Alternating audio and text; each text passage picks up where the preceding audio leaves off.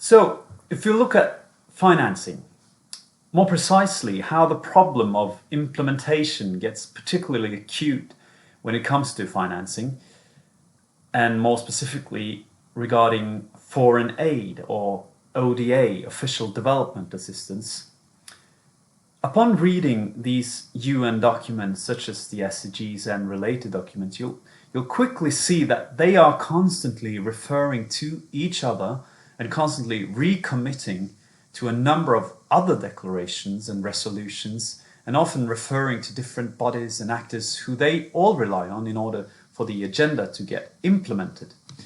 But if you read it critically, you'll find that some of these texts, they recognize that these earlier initiatives, that the new ones built upon, they have not succeeded.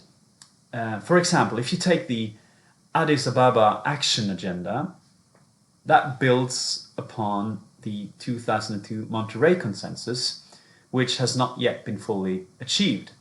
Yet the new agendas, like the SDGs, reaffirm, they recommit, they reiterate, they fully commit, they recognize, acknowledge, underscore, or support all these older agendas.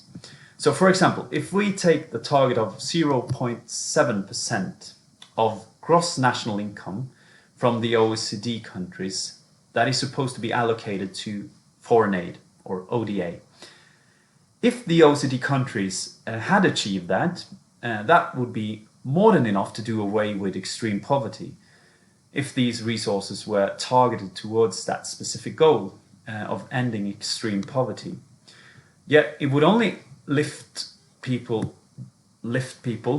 just above the threshold of $1.9 a day. It would mean providing the around 760 million extreme poor $1 a day, $1 extra per day, annually around $280 billion. And that is just above the double of the current level of total ODA, or foreign aid, which is now combined around 0.3% of gross national income from the OECD countries. And yet, we're only talking about the first goal of the SDGs here. Financing the SDGs in its totality would hover far above that. Estimates lie between $2 and $3 trillion annually, around 4% of the world's GDP. But there's hope, and in an interesting article a couple of years ago, Andy Sumner and Chris Hoy found that 3/4 of global extreme poverty could be eradicated via reforms of taxation and reallocation of public spending in middle-income countries. Thus, fighting extreme poverty is not anymore a question of resource scarcity.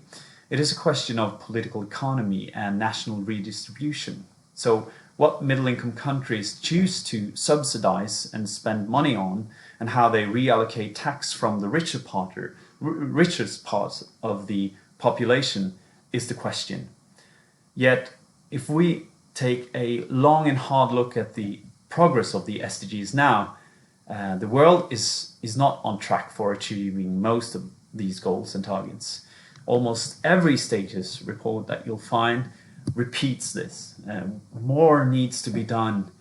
We need a bigger and quicker response, etc.